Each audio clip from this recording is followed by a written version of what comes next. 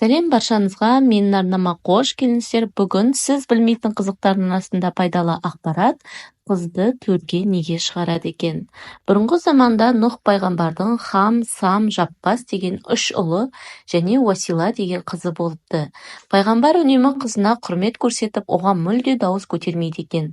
Қызы да әкенің қалауын қабағына түсінетін сұңғыла болып өседі.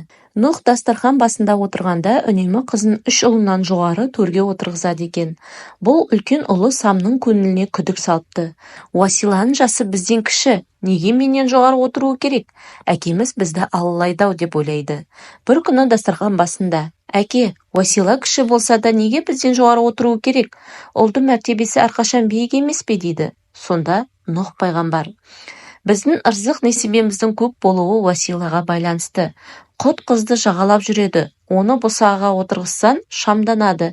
Төрге шығарсан, қуанады. Орны жайлы болса, дастарханнан ас тағамды үзбейді. Тұрмысынды түзейді» депті. Содан бастап Нұхтың 3 ұлы қарындасын төрге шығарып, құрмет көрсететін болыпты. 3 ұлынан өрбеген ұрпақ бұл жоралғыны сақтап берік ұстайды. Қазақ арасында қызынды төрге отырғыз, қызды босағаға отырғызба деген талап-ырымдар осыдан шыққан екен. Егер ақпарат пайдалы болса, видеоға лайк басып, менің арнама тіркеліп, қоңыраушаны басуды ұмытпаңыздар. Барлықтарыңызға сәттілік.